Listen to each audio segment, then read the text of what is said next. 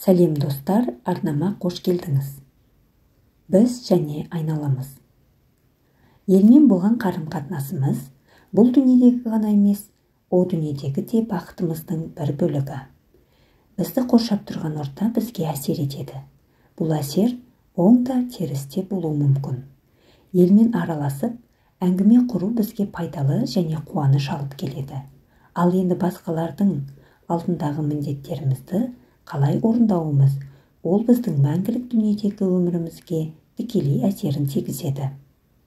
Ата-анамыздың, балаларымыздың, жұбайымыздың, туғандардың, достардың, көршілердің, діндестеріміздің тағы да басқа алдында түрлі міндеттеріміз бар және бұл міндеттерді орындау бізге сауап әкеліп, пейішке кіруге жәрдем береді.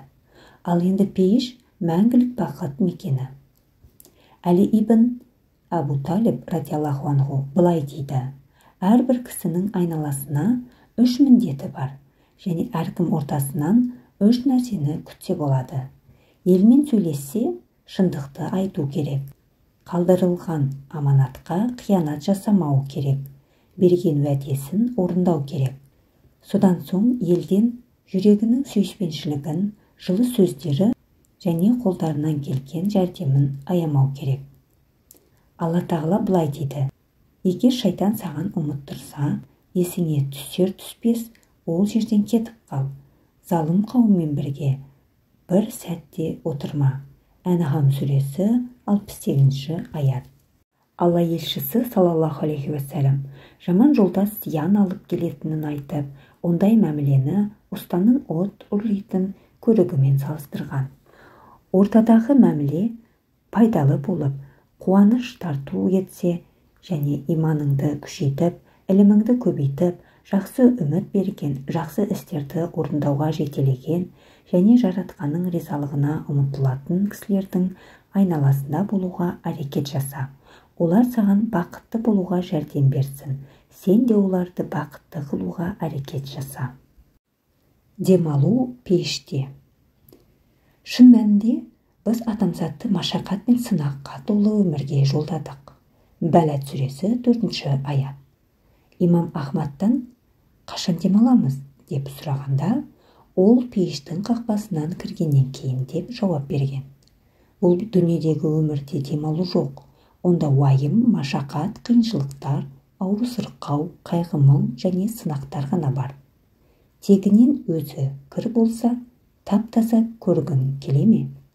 Университетте бірге оқыған нигериялық досымды анасы әрдайым тахажуд намазын оқып, Құран тилауат қылу үшін түннің 3-ші жарымында оятады екен.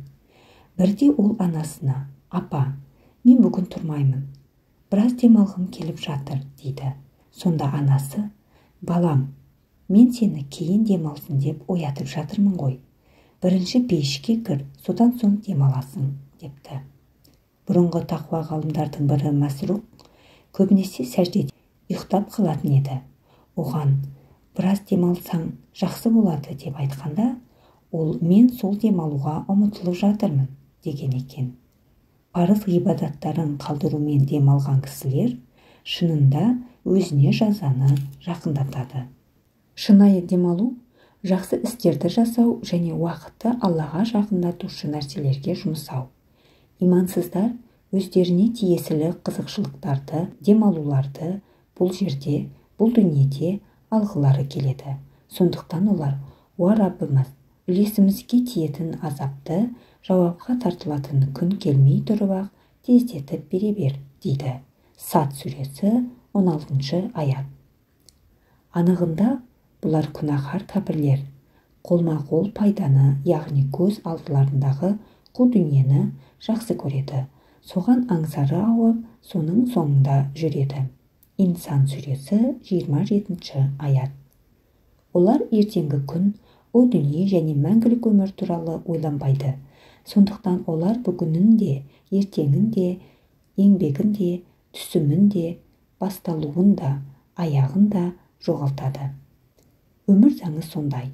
Жақсылық пен жамандықтың, байлық пен кедейліктің, жеңілдік пен қиыншылықтың араласуы зебра сияқты ақ және қара жолақтардан тұрады. барлығы өтеді.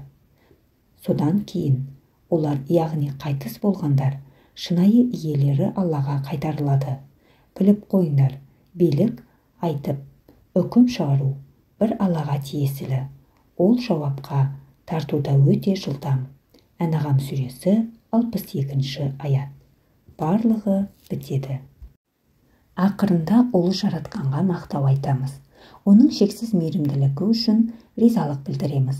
Оған дұға тілектерімізді айтып жалбарамыз. Ол естуші, көруші және бәрін білуші. Уа жаратқан Алла, сен разы болғанға шейін саған мақтаулар болсын. Сен разы болғанда да мақтаулар болсын. Сен разы болғаннан кейін де мақтаулар болсын. Уа жаратқан Алла, біреулердің жүзі жарық, басқалардың жүзі қара болған күні біздің жүзімізді жарық қыл. Уа жаратқан Алла, бізге өзіңнің мейіріміңді, ризалығыңды және кешіріміңді тарту ет. Уа жаратқан Алла, ақ киімдегі кірдің кеткеніндей қылып, жүректеріміздегі күнәларды жуып жібер. Қате кемшіліктерімізден шығыс пен батыстың ортасын қалай алыс қылсан, сондай алыс қыл. Жаратқан Алла, Құран мен сүннетті біз үшін қасиетті қылдың. Олардың аяндарынан және даналыққа толы ескертулерінен өзіміз үшін ғибрат алуға жәрдем ет. Алла тағала уақытты жақсы істерді жасауға және жаратқанға ғибадат үшін пайдалануға мүмкіншілік беріп, бізді лас және арам істерді жасаудан сақтасын. Ол бізді түзу жолға салып, тозақ отына алып баратын жолдан алыстатсын. Алла тағала бізге екі дүниенің де бақытын берсін. Сенің жаратушың, ұлылықтың иесі, тап-таза және оған телінген жамандықтардан пәк. Пайғамбарларға сәлем болсын және әлемдердің иесі Аллаға мақтаулар болсын. Құрметті оқырман, өмірде бақытты болғың келіп, бірақ оған қайтып жету керектігін біле алмай қиналып жүрсің бе? Онда бұл кітап сен үшін табылмас дауа десек болады. Бұл кітап бұл дүниеде ғана емес, о дүниедегі мәңгілік өмірде де қайтып бақытты болу керек деген сұраққа жауап береді.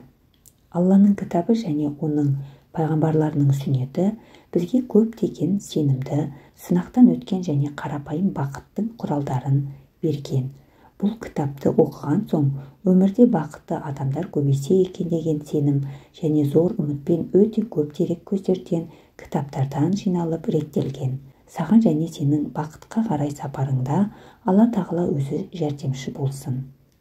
Құрметті тыңдарманым, бұл кітап Аид әл-Қарниның дүние жүзінің көп тілдеріне аударылып, миллиондаған түпнұсқада таралған мұңайма атты еңбегі.